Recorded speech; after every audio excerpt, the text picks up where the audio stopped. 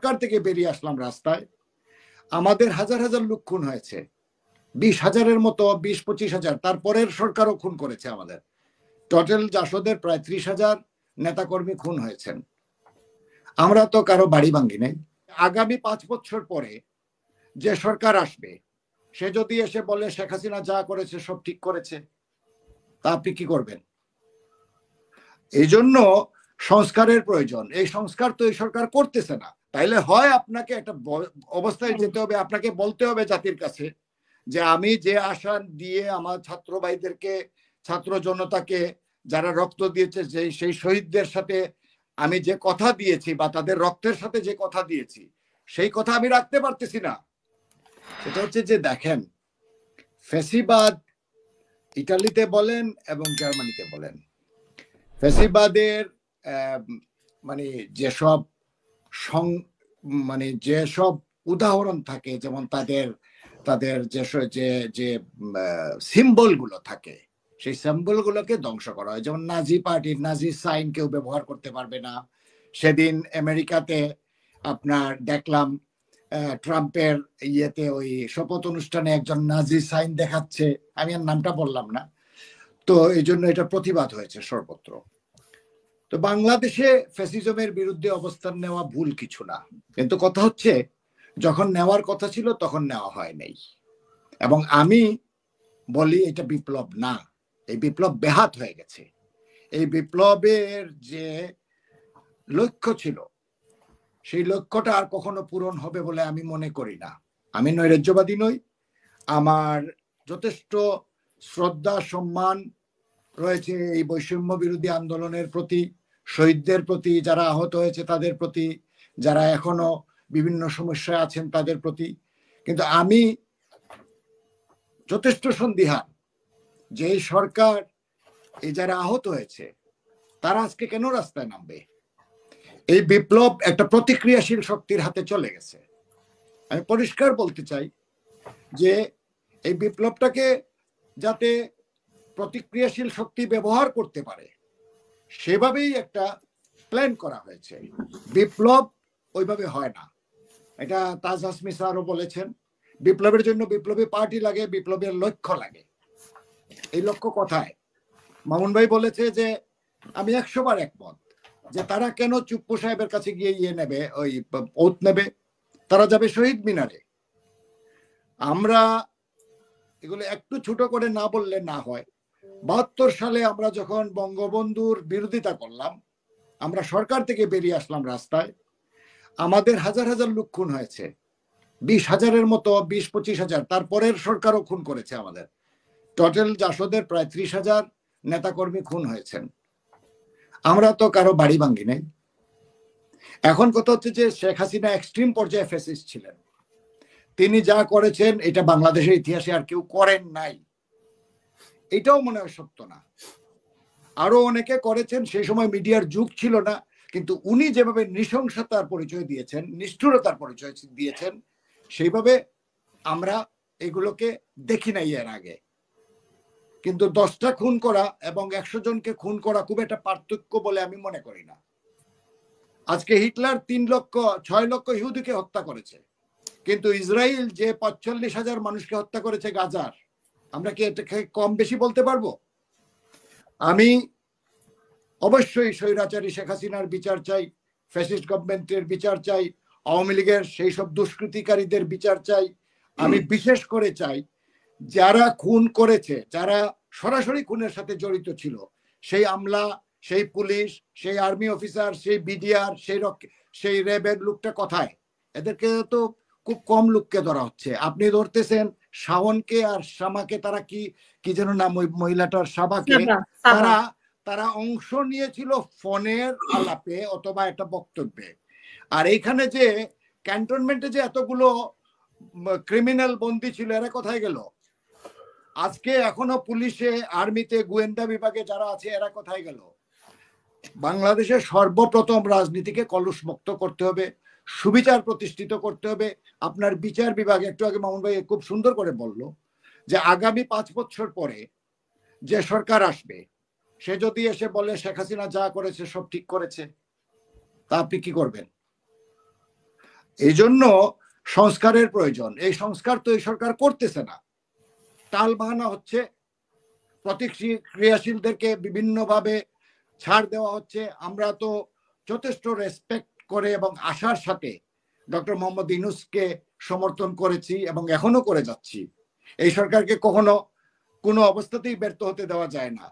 কিন্তু আমি তো দেখছি আরেকটা গ্রুপ যারা চাচ্ছে এই সব দুর্নীতি, এই পচা আইনগুলো বজায় রেখে ক্ষমতায় গিয়ে নিজেরা এই লুটতরাজের সুযোগটা যেন নিতে পারে, এই জন্য এরা সংস্কারে বাধা দিচ্ছে। তারা চায় যে আওয়ামী লীগ যে দরজা দিয়ে চুরি করেছে, যে দরজা দিয়ে খুন করেছে, হত্যা করেছে, আমিও সেই একই ফ্যাসিলিটি গুলো পেতে চাই। এই জন্য আমার তাড়াতাড়ি নির্বাচনের দরকার। আবার এই কথাও ঠিক আছে যে বিএনপি যে নির্বাচনের দাবি করতেছে এটাও যৌক্তিক। আপনি সংস্কারের নামে সারা জীবন বসে থাকবেন আর একটার পর একটা সমস্যায় বাংলাদেশ পতিত হবে, এটা তো হতে পারে না। এখন আমি একটু সময় দেন আমাকে, আমি 32 নম্বরে আসি। শেখ মুজিবুর রহমান বঙ্গবন্ধু বলি আমরা, তখন থেকে বলতাম, ছাত্রলীগ সময় থেকে এখনো বলছি, আমরা 71 সালে বঙ্গবন্ধুকে আমাদের থেকে গালি বেশি কেউ দেয় নাই, এবং আমরা যতটুকু সাফার করেছি জাসদ ছাড়া আর কেউ সাফার করে নাই, আর কাউকে হত্যাও করা হয় নাই। তাকে গালি দেওয়ার, তাকে ফ্যাসিস্ট বলার অধিকার থাকলে শুধু আমাদের আছে, আমরাই বলতে পারি, আর দেশবাসী বলতে পারে, কিন্তু সবাই নয়, অন্য দল নয়। আমি এই জন্য বলছি যে তখন অন্য কোনো দল ছিল না, ছাত্র ইউনিয়ন ছিল, কমিউনিস্ট পার্টি ছিল, জাসদ ছিল, ন্যাপ ছিল। এনিওয়ে, এখন কথা হচ্ছে যে বঙ্গবন্ধুর বাসাটা আপনি ভাঙেন কেন? ভাঙবেন আপনি এটাকে আপনি একটা সিম্বল মনে করেন, তাই তো? তো বেগম খালেদা জিয়াকে অন্যায়ভাবে ফ্যাসিস্ট হাসিনা সরকার বের করে দিয়েছে। বাংলাদেশের বিবেক সম্পন্ন প্রত্যেকটা মানুষ এটা নিন্দা করেছে, কেউ ওপেন করেছে, কেউ করতে পারে নাই, কিন্তু এটা হতেই পারে না, এটা অন্যতম নিষ্ঠুরতা ছিল। আপনারা ভাঙবেন, শেখ হাসিনার সুদর্শন ভাঙেন, আপনি 32 নম্বরে কি না ভাঙতে গেলেন? আপনি ভাঙবেন, ওবায়দুল কাদেরের বাড়ি ভাঙছেন, আমি একমত, ভাঙবেন। যারা সরাসরি এই গণহত্যার সাথে জড়িত ছিল তাদের বাড়ি ভাঙছেন, ঠিক আছে, কিন্তু এই উদাহরণটা কি ঠিক হলো? এই উদাহরণ আগামী সমাজকে, বাংলাদেশের সমাজকে কোথায় নিয়ে যাবে? আমি যখন ক্ষমতায় আসবো আমি আপনার বাড়ি ভাঙবো, আপনি আমার বাড়ি ভাঙবেন। এই বাড়ি ভাঙার বিপ্লবের অংশ। তো আপনি, এটা কোনো বিপ্লব না, এটা কোনো বিপ্লব না, এটা প্রতিক্রিয়াশীলদের কার্যকলাপ। এই বিপ্লব হাতছাড়া হয়ে গেছে, ছাত্রদের হাত থেকে নিয়ে নেওয়া হয়েছে, তাদের সাথে বিশ্বাসঘাতকতা করা হয়েছে, তারা যা বলেছে তা করতে দেওয়া হচ্ছে না, তারা যে সুবিচার বাংলাদেশে প্রতিষ্ঠিত করতে চাইছিল তাদের কাছ থেকে নিয়ে নেওয়া হয়েছে।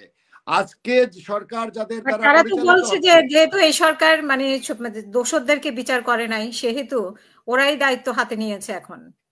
না, এটাও উচিত না, এটাও উচিত না, কিন্তু তাদের যে ক্ষোভ, তাদের যে নিন্দা সরকারের ব্যাপারে, এটার সাথে আমি একদম একমত। কিন্তু তাদেরকে আমি সমর্থন করব না যে তারা বিচারকে হাতে নিয়ে নেবে, আইনকে তারা হাতে নিয়ে নিতে পারে না, এটা হয় না। কিন্তু যেটা হয়েছে সেটা আইন হাতে নিবে না, তাহলে আইন ওদেরকে বাধা তো দিল না কেউ। হ্যাঁ, এটা তো সরকারের পরোক্ষ, একদম 100% পরোক্ষ সমর্থন ছিল। আমি মামুন ভাইয়ের সাথে একদম 100% একমত, এবং সেই এভিডেন্সটাও আমরা পাচ্ছি, বিভিন্ন জায়গায় বিভিন্ন সিমটম আমরা দেখতেছি। আপনি মনে করেন একটা এত বড় একটা আপনার নাহিদ পরে দিয়ে মানে শেষ রাতে স্ট্যাটাস দিল যে আনন্দ হোক বা উৎসব হোক, হ্যাঁ উৎসব হোক। এর আগে তো আমরা কোন এক প্রবাসী সাংবাদিকের কাছ থেকে শুনতেছি, সে তো 8-10 ঘন্টা আগে থেকে বলতেছে বঙ্গবন্ধুর বাড়ি আজকে গুড়িয়ে দেবে, সে তো বলতেছে। তো বাংলাদেশ তো তার কথাই চলে, এই সরকার তো 2-1 লোকের কথাই চলে। এই সরকারের ক্রেডিবিলিটি তো নষ্ট হয়ে যাচ্ছে। একটা লোক 10 ঘন্টা আগে, আপনি তাকে চিনেন, আমি তার নাম নেব না, সে ইদানিং গজিয়ে ওঠা এক সাংবাদিক, এক টকশো ব্যক্তি, সে আগের থেকে কেমন করে বলে যে আজকে একজন না 3 জন বলছে, সে কেমন করে বলে যে আজকে গুড়িয়ে দেওয়া হবে, কোনো থাকবে না, অস্তিত্ব থাকবে না, মাটির সাথে মিশিয়ে দেওয়া হবে। তাইলে প্রফেসর ইউনূস কি এর কথায় চলে? এই সরকার কি ওদের কথায় চলে? আপনি আজকে টেলিফোনে অংশ নেওয়ার জন্য, কনফারেন্সে অংশ নেওয়ার জন্য শাওন এবং শাবা, 2টা অসহায় মেয়েকে আপনি ধরে নিয়ে এসেছেন। গোয়েন্দা সংস্থার যারা খুন করেছে, যারা আয়নাগর বানিয়েছে, আপনার তো ক্ষমতা হয় নাই তাদেরকে 1 ঘন্টা এনে জেলে রাখার, এখনো আপনার ক্ষমতা হয় নাই আয়নাগর পরিদর্শনে যাওয়ার। আপনি রোজ বলতেছেন কালকে যাব, পরশু যাব, তাইলে হয় আপনাকে একটা অবস্থায় যেতে হবে, আপনাকে বলতে হবে জাতির কাছে যে আমি যে আশা দিয়ে আমার ছাত্র ভাইদেরকে, ছাত্র জনতাকে, যারা রক্ত দিয়েছে, সেই শহীদদের সাথে আমি যে কথা দিয়েছি বা তাদের রক্তের সাথে যে কথা দিয়েছি, সেই কথা আমি রাখতে পারতেছি না। আপনি জাতির কাছে ক্ষমা চান, অথবা চলে যান, অথবা নতুন কিছু করেন, অথবা আপনি শক্ত হন। আপনি এইভাবে তো বাংলাদেশের ইমেজ নষ্ট করার অধিকার আপনাকে কেউ দেয় নাই। আপনি অত্যন্ত সম্মানিত একজন লোক, আপনাকে আমরা সম্মান করি, আপনার জন্য বাংলাদেশ গর্বিত, আমরাও গর্বিত।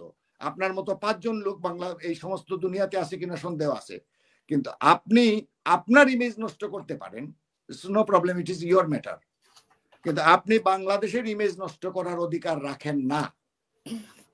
এই দুনিয়া, আপনি তো ব্রিটেনে হাসিনা আপা, আপনি ভালো করে জানেন এখানের পত্রপত্রিকা কিছুদিন আগে বাংলাদেশকে মৌলবাদী হিসাবে আখ্যায়িত করার যথেষ্ট চেষ্টা করেছে। এখানকার যে পার্লামেন্টের বোথ গ্রুপ, দুটো দলই, তারা পার্লামেন্টারি গ্রুপ, সেটা পরবর্তী পর্যায়ে আওয়ামী লীগের একটা চক্রান্ত ছিল, এরকমও তো শোনা গেছে। হ্যাঁ, এই চক্রান্তে কি আমরা আবার পা দিচ্ছি?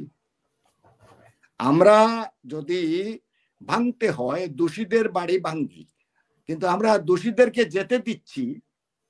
এখানে টাকারও তো লেনদেন আছে, শত শত কোটি কোটি টাকা, দুই দলই টাকার বাগ বাটুরা পায়। আমি যখন ক্ষমতায় থাকি তখন আমি যে টাকাটা রোজগার করি ক্ষমতা থেকে যাওয়ার পরে আমি আপনাকে ভাগ দেই, তো তুই আমাকে সেফটি দিস। আবার আমি যখন ক্ষমতায় আসবো, তখন আমি যখন চলে যাব তখন আপনি আমাকে দেন। এটা তো একটা নেক্সাস। কথাটা হচ্ছে যে এই নেক্সাস কেন ভাঙতে পারতেছে না? এই ব্যবসায়ীরা যারা বিএনপির সময় ছিল ব্যবসায়ী, আওয়ামী লীগের সময় তারাই ব্যবসায়ী, আপনি যখন ক্ষমতায় আসবেন তখনও ব্যবসায়ী।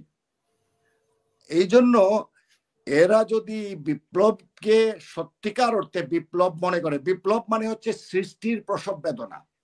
বিপ্লবের মূল কথার অর্থ হচ্ছে সৃষ্টির প্রসব বেদনা। আপনাকে সমাজের এইসব অপরাধী, অন্যায়কারী, দুর্নীতিপরায়ণ, এদেরকে আপনাকে সমাজ থেকে ছুঁড়ে ফেলে দিতে হবে। আপনি এইসব পচা মানুষ, যারা দুর্নীতিপরায়ণ, যারা অপরাধী, ক্রিমিনাল, এদেরকে সাথে নিয়ে আপনি প্রশাসন চালাবেন। বঙ্গবন্ধু আমরা কেন চলে আসলাম তার কাছে? কোন কারণে তার সাথে আমাদের বিতর্ক ছিল? মূল বিতর্কটাই ছিল সেই সব লোকদেরকে উনি ক্ষমা করেছিলেন, অথবা উনি প্রশাসনে রেখেছিলেন যারা তখন মুক্তিযুদ্ধের বিরোধিতা করেছিল, কিন্তু উনি বলছেন যে না, ঠিক আছে, বিরোধিতা করেছে কিন্তু ওরা কাউকে খুন করে নাই। তো আমরা একমত হয়ে গেছি। আমার একটা আবেদন থাকবে আর কি এই সরকারের কাছে। আমি সরকারের ফেল করুক চাই না, আমি এমন পর্যায়ে সমালোচনাও করতে চাই না যে ওরা কিছুই করে নাই, অনেক কিছুই করেছে, কিন্তু সংস্কারটা যেন দৃশ্যমান হয়, যেন বাংলাদেশের মানুষের আশা আকাঙ্ক্ষাটাকে উনারা সম্মান করেন, মূল্য দেন, এবং সব রাজনৈতিক দলকে যেন উনারা অ্যাকাউন্টে নেন। এটাই হচ্ছে আবেদন। এবং আমরা দেখতে চাই বিচার বিভাগ, আমরা যে বাংলাদেশের জন্য মুক্তিযুদ্ধ করেছি সেই সাম্য, সমতা এবং ন্যায় বিচার দেখতে চাই এই বাংলাদেশে। আমরা দেখতে চাই যে প্রফেসর ইউনূস সাহেবের নেতৃত্বে সত্যিকার অর্থে একটা এই ছাত্র জনতার আশা আকাঙ্ক্ষা বাস্তবায়িত হওয়ার দিকে যাচ্ছে এই দেশটা, এটা আমরা দেখতে চাই। অসংখ্য ধন্যবাদ।